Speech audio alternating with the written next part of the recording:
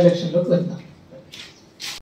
భారతదేశ రాజ్యాంగంలోని అధికరణ నెంబర్ 243 ZA ద్వారా సంక్రమించబడి తెలంగాణ మున్సిపాలిటీల చట్టం 2019 యాక్ట్ 11/2019లోని సెక్షన్ 20, 194 మరియు 195 రూల్ నెంబర్ 3, 4 మరియు రాష్ట్ర ఎన్నికల కమిషన్ వారి notification number 282 of TCSE ULT of 2024 ఆదేశం ద్వారా నియమించబడిన శ్రీమతి పి. వసంత కుమారి అధికారి, రెవెన్యూ డివిజనల్ అధికారి సదాశివపేట గారి ద్వారా ఎన్నిక నిర్వహించబడింది.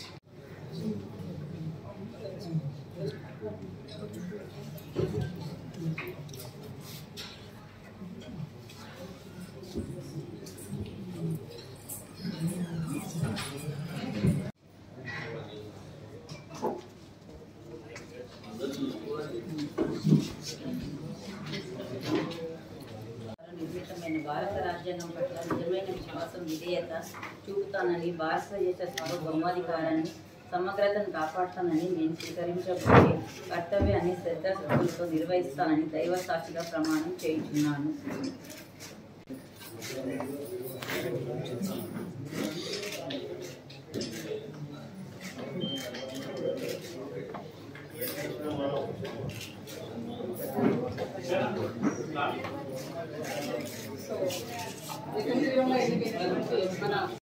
సదాశివపేట చైర్పర్సన్ ఎన్నిక ప్రక్రియ కోసం ముందస్తుగా ఒక నోటీసు ఫామ్ 3 ఇవ్వడం జరిగింది.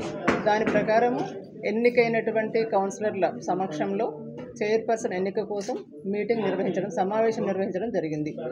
దాంట్లో మనకు కావాల్సినటువంటి పూర్తి ఉన్నటువంటి కౌన్సిలర్స్ ఎంతమంది?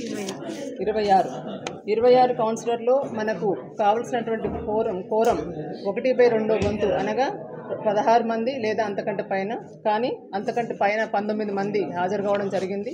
వారందరూ కూడా ఏకగ్రీవంగా శ్రీమతి పాటిల్ అపర్ణ గారిని చైర్పర్సన్గా ఎన్నుకోవడం జరిగింది. ఇంతటితో ఈ ప్రక్రియ ముగించడం జరిగింది. Thank you.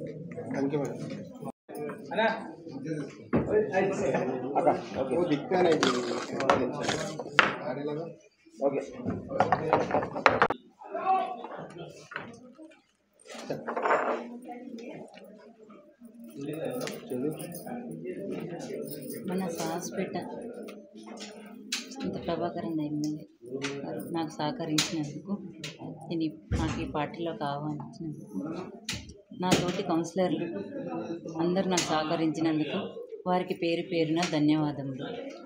అందరి సహకారంతో సాస్పేట పట్టణాన్ని అభివృద్ధి చేస్తాను.